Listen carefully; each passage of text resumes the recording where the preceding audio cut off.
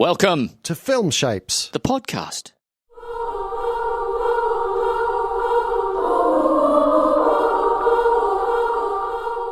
All right. Hi, Roly. How you going? I'm good. Sorry, good. I was just taking a sip of water. No dramas. Just the two of us today. Holy water. Holy water. Not. We are here to talk about By the Grace of God. Now, this is a French drama based on some true and very current events. It follows the attempt to bring justice to the Catholic Church and in a pedophile priest in particular.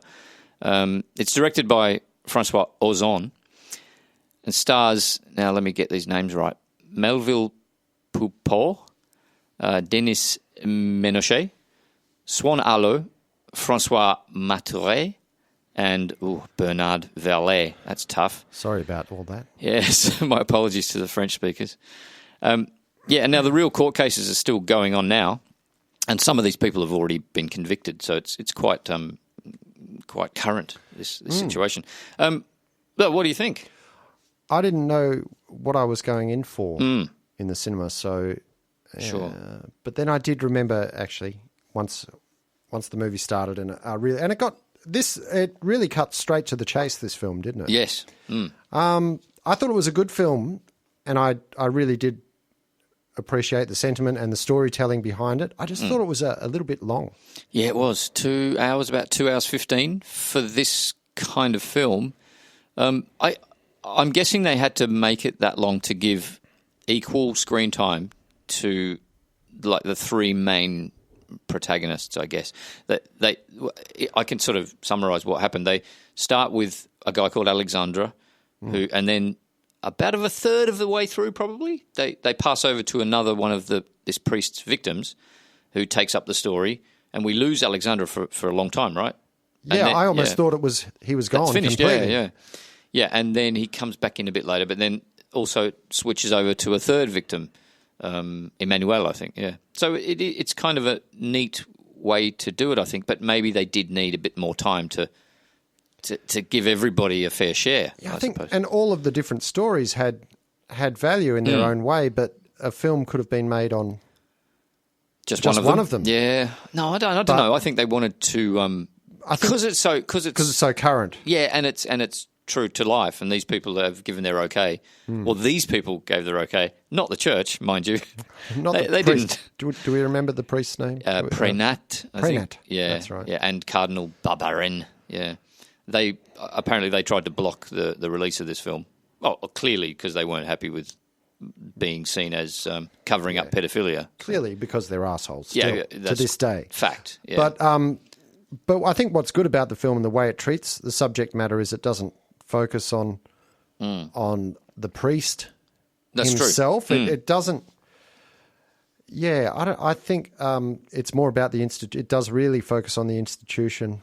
I mean, there is a lot of focus on the priest, but coming away from it, you don't come back with that sense of this man is a monster. You come away with the sense, which is probably more true to the actuality, that the institution is actually more to blame than individuals. More? Well, I think so, because I think these things. There's always going to be fucked up people in any sector of society, any institution. The problem with an institution like the church is it's very closed and it wants to contain all this stuff and deal with these problems. I mean, so they're enabling this behaviour anyway. Yeah, these crimes. They're allowing it basically. Yeah, I mean I mean, you could even argue there's more of a root cause. Why is this particular, I want to say industry, but these institutions, why has there been so many pedophiles within these institutions? Are they actually providing a safe space for this behaviour? I see. And I think that's what. Yeah, maybe that's what's being played out, and that's I would tend to agree with that reading of the situation rather than the Channel 9 News. Sure. Another monster. Oh, yeah. It just. Yeah. So are you thinking specifically the Catholic Church kind of attracts paedophiles to their ranks? Well, I mean, it's circumstantial. I went to a Catholic high school. Did you? Yep. And have since Servite College, Chewett Hill. Okay. And don't name I'll name what's names. going on. Well, because at least from my time when I was there, Yeah. in the past few years have found out there's been a couple of court cases. One priest who had been moved there from another school after having sexual relations with a young boy. Really? Over on the East Coast. Uh-huh. So he spent time in jail. Okay. And then there was someone who was a teacher there. Uh-huh. Who was recently there was a court case about charges being brought against him during the time that I was there. Fuck. As well. So there is for whatever, I don't know what the reason is for this problem within the Catholic Church, but it definitely seems to have attracted more of this than other sectors of society. I mean, sure, and possibly even other churches. Possibly other churches, but there has been.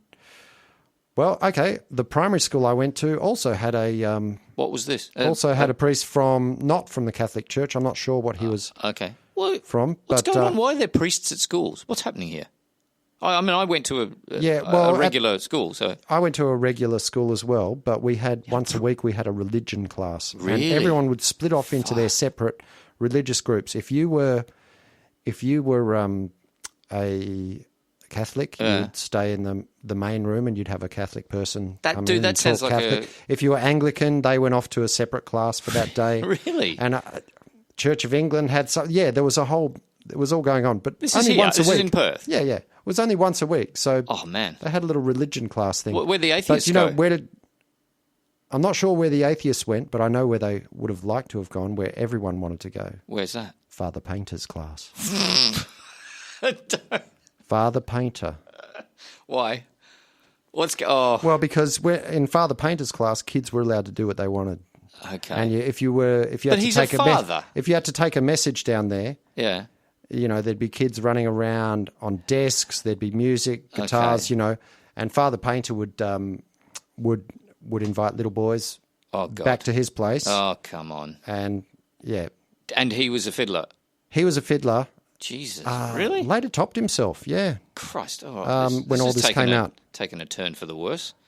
No, I'm just thinking about it because, and I was never subject to any of this because my theory was, I was lucky enough to come from a good family, but it was the vulnerable people that get picked on in these situations. The people who don't have family here, or the people who are getting bullied, or so it's like, Well, I know. When I was, it seems like you've got a lot more information about this than I did. When I was growing up, church was just some sort of boring-looking old building that I never went to or went in, or had nothing to do with nothing to do with anything religious. So hearing all this stuff recently about priests, fiddling with kids, that was quite. This is what? Is this what happened? Is this what went on? I had no idea about this. And that's from an outsider's, from an atheist perspective. So looking back to your past growing up, have you since found out about anyone being fiddled with here or there, or anyone by a teacher or a sports captain, or a swimming coach? No. So it's the institution of the church. Yeah, okay. There's something dodgy about it. Yeah, right. I see your point. Yeah. Yeah, that's troubling. So, and that's why films like this, really point to the obvious, but it's that to hear that woman behind us in the cinema, Miss Moral Outrage. Can you explain her? Every time that something happened, it was it's like she was. I don't know. These were the noises she was making. It was there was almost a little virtual signal coming on from behind us whenever the priest would say something outrageous, like some of his more outrageous comments in the film might be like, or no, even the woman who was acted as the mediator. So she was a psychologist, an employee of the church, but she was a psychologist, and she tried to mediate between the priest and the victim. Yeah, and she had some comments that, she initially came across as a caring person, but you soon got to realise that she was also part of the institution. The cover-up. And she was part of the cover-up and really wasn't that much help to the victims at all. Yeah. But yeah. At least he's He never did. No, he did apologise, but he didn't ask for forgiveness. Yes, I wish he had done that. But I wish he had done that. Yeah. Oh, is that all? Oh, is that it? Oh, yeah. I don't know. Look, that's fine. I mean, she obviously was vocalising the things that most people were feeling in the cinema, and there was occasional chuckle from behind us too, wasn't there? It's not a comedy, but there was some... There was one probably inappropriate laugh at some point. I think there was a line where... To the back right corner. Yeah, that was probably where there was a funny moment. And I think he just needed to release his stress from that film. But there was a part where they're talking about... The cardinal is saying, please don't use the word paedophile, because paedophile means to love children, and that's what we must do. And the victim's like, well... What do you reckon? Pedosexual? Would that be better? Pedosexual. And the priest says, man, maybe that's better. That kind of bullshit. And that guy had to laugh at that, which is fair enough. And this is about a completely separate case, but you've also got the current case of the Cardinal Pell. Aha, yeah. Who's getting an appeal heard soon? Recently got getting his appeal heard, but right. And in this case, he's denying it all, which the court has found that that's bollocks. Unless the appeal finds. It's hard to know. Him. Things happened a long time ago. If there's only one or two accusers, I think it's always hard to make a call. Sure. In some cases where you've got, and the case like this thing where there's 20, 30, 100 accusers. Well, also this priest has said, yes, I did it. Of course, I have a problem. I'm sick, and I told my superiors many years ago, and they did nothing. I think and I think, dare I say, I think he's got a valid point. I think he's, while we don't have to feel sorry for him, he isn't, he is the perpetrator. Yeah. But the church itself has much more responsibility at this stage of the game than he does. He can't do anything now. Right.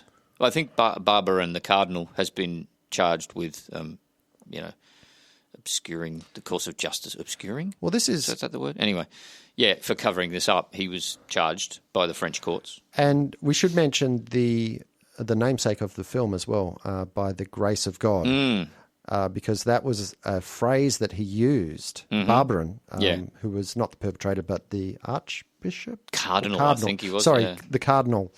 That was a phrase he used to describe why the priest couldn't be charged, and it was because the statute of limitations. Thank you. Yeah. The statute of limitations means that, by the grace of God, the statute of limitations means that we cannot take this case further. Yeah. So he's saying, luckily, he did it a long time ago, and we don't have to, deal with it. Yeah. And it was a similar kind of thing that it gave me a similar feeling to hearing George Pell, the Australian cardinal.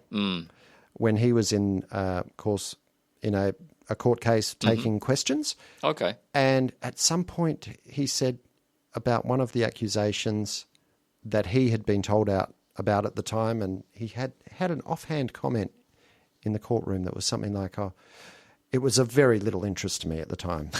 Okay. It was, right. I didn't care. It was a sordid little affair. It was of very little interest at the time. It was something like that. And and do you know the sound in the courtroom was, imagine 10 of those ladies sitting behind us. Oh, good. And they went, you it was like, prick. I just feel like I just vomited in my mouth from what you just said. Right, okay. And I didn't see that. So there's another institutional thing going on there, which is interesting to see that. It's interesting to see this French film in the context of the Australian situation as well. Well, also on that point, have you seen Spotlight?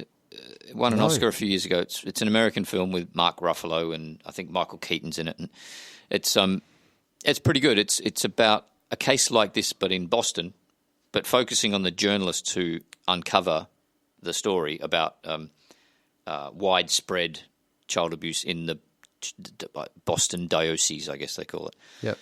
So it's kind of a partner film to this a little bit, but that film just focuses really on the journalists and their sort of push through the courts to try and get things done and to try and uncover all the crimes.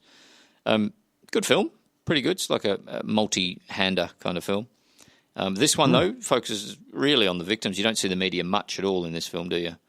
No. Yeah, not a No. Not a Oh, lot. you do. Well, the media is kind of not painted in a particularly positive light. Yeah. There's the guy in the cafe that, probably spoiler here, but who is offering to do the story on it, but he wants to he wants full control. Yeah, I didn't find that was badly portrayed. That's just his method. You know, I'm writing the story, so I'm the author of the story. You can tell me your story if you want, but I'm going to have final word on it. I don't know. That's just choice, I think. I don't think that painted him in a bad light. No, I think just as, again, maybe it's looking at the institution of the media and the institution even of the police force. The police didn't want them to talk to the media. Yeah. The guy was determined to talk to the media. And well, that's the one that he's the guy that became an atheist, I think. That's right. Like he wanted to bring down the institution. But yet the first victim wanted to sort of remain within and fight from within, you know? Yeah. That's kind of interesting sort of dichotomy there. It seems part of the lesson here as well that, you know, that idea that you would you'd seek to solve your problems within the institution that is the problem is a large part of the problem. Right. And in all seriousness, if anyone listening to this has that anything of this in their past and things, sure, that this might be bringing up, I think it'd be wise to go and talk to someone outside of the church, i.e. a psychologist outside of the church, sure, or the police, or the relevant authorities. Yeah, exactly. That's it. So it took so long in that first third of the film for Alexandra to attempt to mediate with the cardinal and the church and even the Pope. He wrote come on, man, you gave him too much chances. He gave him a good chance to make it right, and finally he went, fuck this. They are just incapable of doing it. Yeah, so it took a long time for him to decide, I'm sending this to the public prosecutor, and that's when it all kicked off. Yeah, so I mean, if he just kept it in-house, nothing would have happened. That's pretty clear. They would have just kept flubbing him off, basically. But it's obviously happened enough in enough places all around the world. Yeah. There is, growing. I think at the end attention around this issue. At the end of Spotlight, the credits included cases of child abuse reported in these places, and there were like hundreds of different churches around the world, and you could spot like a few from Australia too. And amazing. Yeah. What did you think about the ending? This is interesting. Like the son. We're back with the first victim. Yep. And the son says to him, "Oh, anyway, Dad, do you still believe in God?" And the dad gives a little wry smile and a sort of thoughtful look, and doesn't answer it. What do you think? Yeah, I think that's.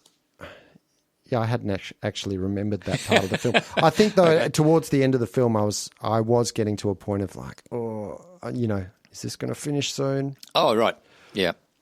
I was getting, to go back to just the film as a piece of art, piece of work, cinema itself. By then, I had lost interest in the story a bit. Okay. But yeah, look, I mean, so yeah, I know what you mean. Could have been a tighter edit. So I liked that ending, but I would have liked to see it happen 20 to 40 minutes earlier. 40 minutes earlier. Wow, take a big knife to this. It felt like almost a 3-hour... It wasn't 3. I know what you mean. It was 2 and 15, I think. But yeah. So they could have. Is that all it was? 2 hours 15. Yeah. Wow. I suppose they could have. Anyway, to go off the point, they could have cut some of those group meetings, I guess, towards the end of the film. The whole thing about the sign writer in the sky. Yeah. Doing a big cock in the sky or something. Yeah, I don't know. I did maybe 10 minutes off, I suppose. Not 40 minutes less. That's a new film. 20 to 30 minutes. Okay. But so what? Let me just get back to this. The ending. What do you think this guy's going to say? Do I think he believes in God, or do I think he's? Do you think he's just? I think he's struggling with it. I think he doesn't know. I at the very end, the third victim is out walking in the streets of Lyon, because it happens in Lyon, and I think the camera pans up from him to the big church on the hill, and it's all That's lit right. up bright. Yeah. Yeah. So I don't know what's that saying. Is that sort of Another place they could have ended it, that one. they did end it there? That's the very ending, I think. Oh, that was the think very... that's the yeah, very, because very I was going to ending, say, yeah. because that's where it starts as well. Does it?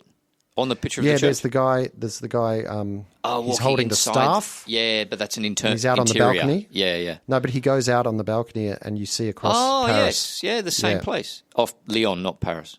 Sorry, yeah. Like, yeah. Uh-huh. Oh, yeah, of course. Well, I didn't even notice that, but there you go. Yeah. So, yeah, I don't... Well, what did you think of it? Of the film or No, of the ending? ending. Oh, I think he's probably... No, I think it's a nice way of ending the film that he doesn't answer it. It's a bit like, Asghar Farhadi, the Iranian director. He did A Separation. He kind of ends his films on, let's just leave that question floating and see what people in the audience are thinking. Yeah. It's that kind of thing. What do I think? I think he's probably saying, I still believe in God, but I don't believe in the institution anymore. That's probably his answer. But he's still thinking, as you said. There was a priest at our school that Okay. had said, don't let religion get in the way of your relationship with God. What? That makes sense, right? Don't let religion get anywhere. Oh, yeah, so all the shit So around... what he was saying was the institution of religion. Yeah, okay, gotcha. Right, okay. But I do have to add a footnote to that, which is that was indeed the priest that had been in a relationship with another boy that had been sent over here after that. It's not a relationship. I know what you mean, though, yeah. Well, everything is a relationship. Yeah, I don't know. He'd started an ongoing thing So with the pedophile priest is telling you these words of wisdom. Yeah. That's a good way to end this And they were... this podcast. It doesn't mean the words weren't wisdom. Right. But it also doesn't mean he wasn't a seedy fucker as well. Yeah, that's true. Yeah. So... Yeah, okay.